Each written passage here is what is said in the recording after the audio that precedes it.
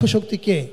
আবরার ফাহাদ হচ্ছে মুক্তিযুদ্ধের পক্ষশক্তি, আর যারা আবরার ফাহাদকে মেরে ফেলেছে তারা মুক্তিযুদ্ধের বিপক্ষ শক্তি। আরেক দেশের প্রধানমন্ত্রীকে সমালোচনা করার অপরাধে বাংলাদেশের ক্ষমতাসীন দলের ছেলেরা তাকে পিটিয়ে মেরে ফেলেছে। 16 তারিখে আবু সাইদ যেমন আমাদের ইমাম হয়ে উঠল, তার আগে আসলে আমাদের ইমাম ছিল আবরার ফাহাদ। আসসালামু আলাইকুম। আসসালামু আলাইকুম। আমি প্রথমে সাইমন শিল্পী গোষ্ঠীকে ধন্যবাদ জানাই আজকের এই অনুষ্ঠানটা আয়োজন করার জন্যে। গত বছর এই দিনেও আমরা সংশয়ের মধ্যে ছিলাম যে বাংলাদেশ কি এই আজাবের হাত থেকে মুক্তি পাবে নাকি পাবে না। 4 দিন পরেও আমরা জানতাম না, আমরা তখন জানতাম না যে 4 দিন পরেই বাংলাদেশের জন্য এক নতুন স্বাধীনতা অপেক্ষা করছে। যখন আমি নতুন স্বাধীনতা বললাম তখন আমি জানি যে এটা নিয়ে প্রায় প্রশ্ন করা হয়। আমি এর আগেও একটা টক শোতে খালেদ মহিউদ্দিনের, সেখানে এই প্রশ্নটা করা হয়েছিল, কেন আমরা এটাকে দ্বিতীয় স্বাধীনতা বলছি। আমি এই উত্তরটা একটু ঘুরিয়ে দিতে চাই, তাহলে আমরা আমাদের দায়িত্বটা সম্পর্কে একটু সবাই সজাগ হব।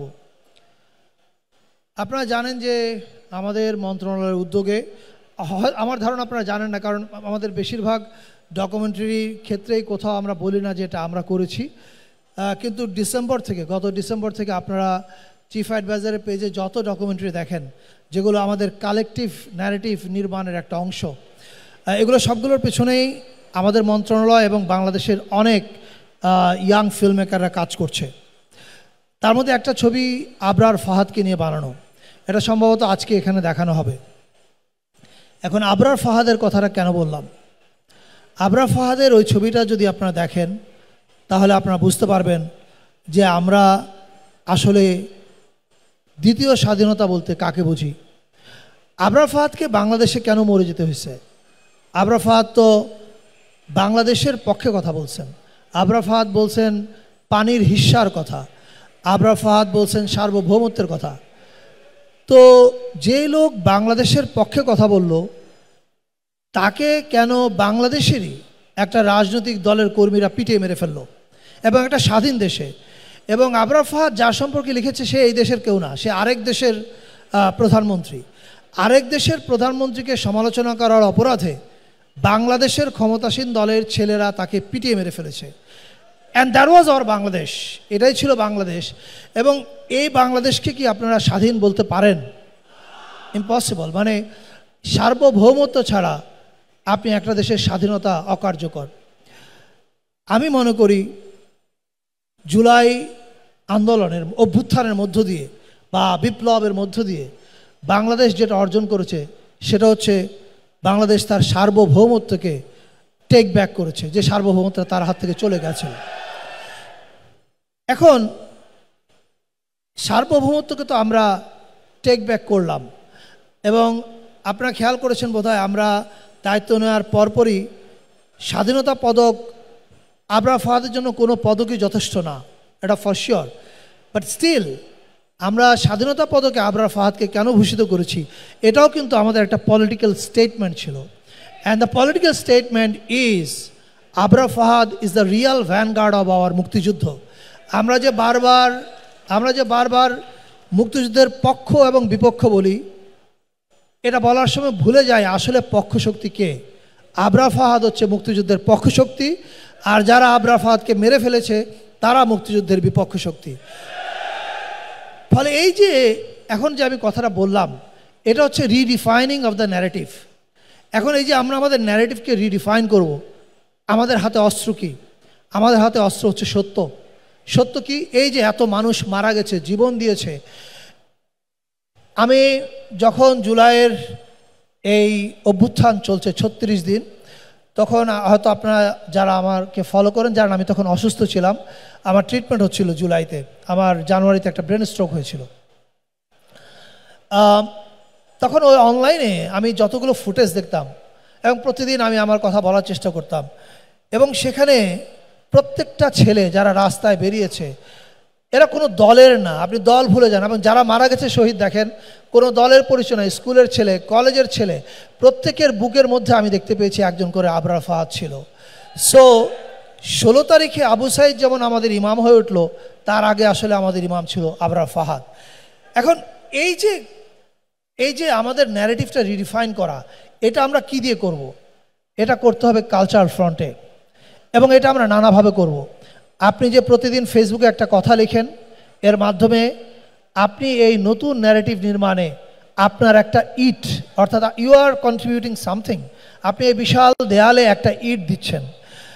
যে ফিল্ম মেকার একটা ছবি বানাচ্ছে, এই যে আপনারা চিফ অ্যাডভাইজারের পেজে দেখবেন যে প্রায় দিনই ডকুমেন্টারি যায়, 3 মিনিট 4 মিনিট, ছোট ছোট ডকুমেন্টারি, কিন্তু ভেরি এঙ্গেজিং, ভেরি পাওয়ারফুল। এটা যারা বানাচ্ছে তারা কন্ট্রিবিউট করছে এই ন্যারেটিভের দেয়াল বানানোর ক্ষেত্রে। এই দেয়াল আমাদের নানাভাবে বানাতে হবে, পোস্টার বানানোর মধ্যে দিয়ে বানাতে হবে। একটু আগে শফিক ভাই বললেন যে নিউ মিডিয়া, ইয়েস, আমাদেরকে নিউ মিডিয়া এক্সপ্লোর করতে হবে। আমরা poster, Facebook post, documentary film making এসব যেমন করব, পাশাপাশি একই সঙ্গে নিউ মিডিয়া আমাদেরকে এক্সপ্লোর করতে হবে। এবং আপনারা খেয়াল করে দেখে থাকবেন যে গত 1 বৈশাখে ঢাকার সংসদ ভবনে একটা ড্রোন ডিসপ্লে হয়েছিল, এবং ওই ড্রোন ডিসপ্লেতে আমরা যে জুলাই অভ্যুত্থান এবং বাংলাদেশকে তুলে ধরেছিলাম, সেখানে প্যালেস্টাইনের প্রসঙ্গ ছিল। এই একই জিনিস ধরেন আমরা একটা পোস্টারের মাধ্যমে যদি তুলে ধরি ঢাকার ওয়ালে, ওইটার ইম্প্যাক্ট, এবং ঢাকার আকাশে যখন আপনি ড্রোনের মাধ্যমে এই গল্পটা বলবেন, দুইটার ইম্প্যাক্ট কমপ্লিটলি আলাদা। ওই আকাশে যখন আপনি গল্প বলেন, এটা রেকর্ড করে লক্ষ লক্ষ মানুষ তাদের মোবাইলে, এবং এটা রিডিস্ট্রিবিউট করে।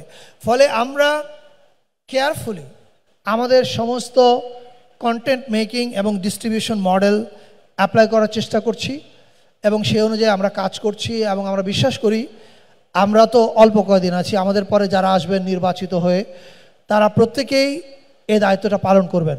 কারণ ফ্যাসিস্ট চলে যাওয়ার পরে বাংলাদেশে যারা আছে, আমি বিশ্বাস করতে চাই তারা সবাই এক পক্ষের মানুষ, তারা বাংলাদেশ পক্ষের মানুষ।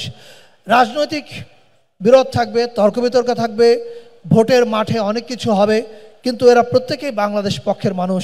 এই কথাটা যেন আমরা সবাই মাথায় রাখি, এবং এটা মাথায় রাখলেই আমাদের এই কালচারাল ওয়ারেও আমরা জিততে পারবো।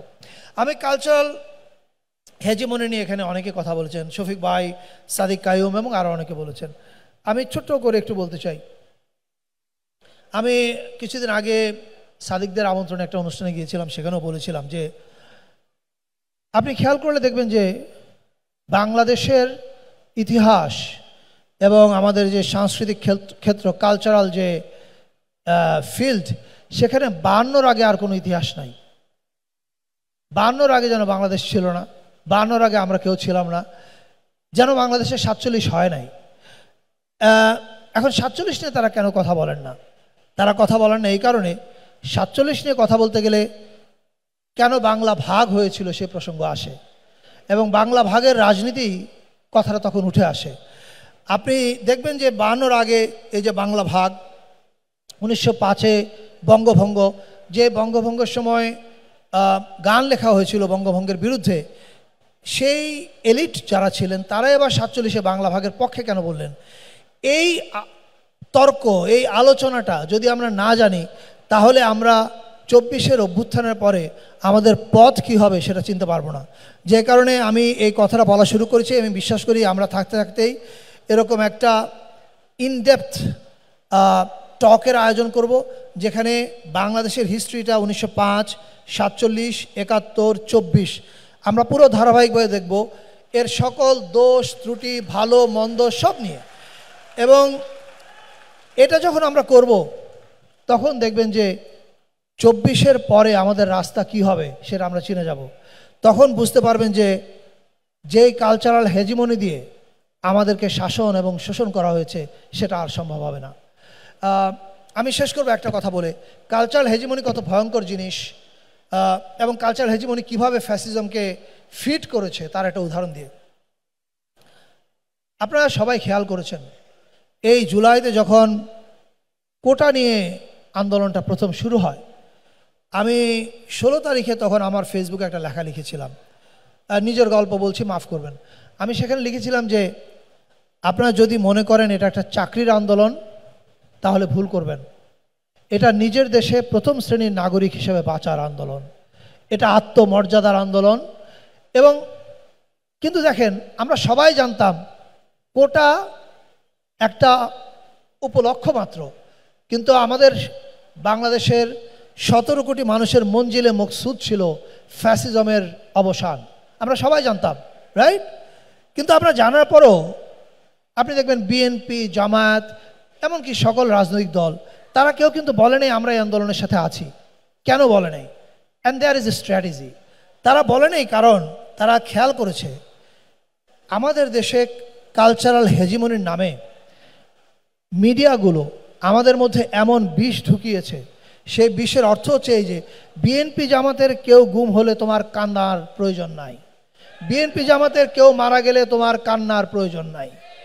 অর্থাৎ কাউকে মেরে যদি বিএনপি জামাত ট্যাগ লাগানো যায়, মধ্যবিত্ত আর কাঁদবে না, কারণ মিডিয়া তাকে শিখিয়েছে তোমার কান্নার এখানে প্রয়োজন নাই।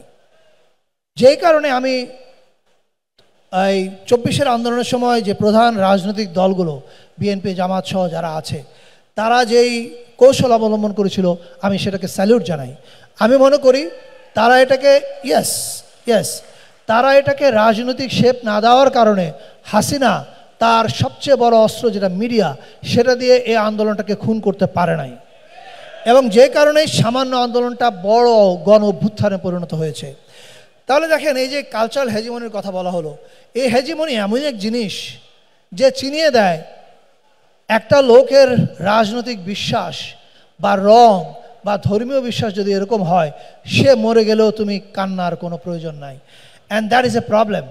আমি মনে করি 24-এর পরে আমাদের সবার সজাগ হওয়া উচিত যে আমরা এমন একটা বাংলাদেশ বানাতে চাই যেখানে ভিন্ন মত থাকবে, একজনের সঙ্গে আরেকজনের মতের মিল হবে না, তারপরে একসাথে থাকবে, সবাই একই হক ভোগ করবে একই দেশের।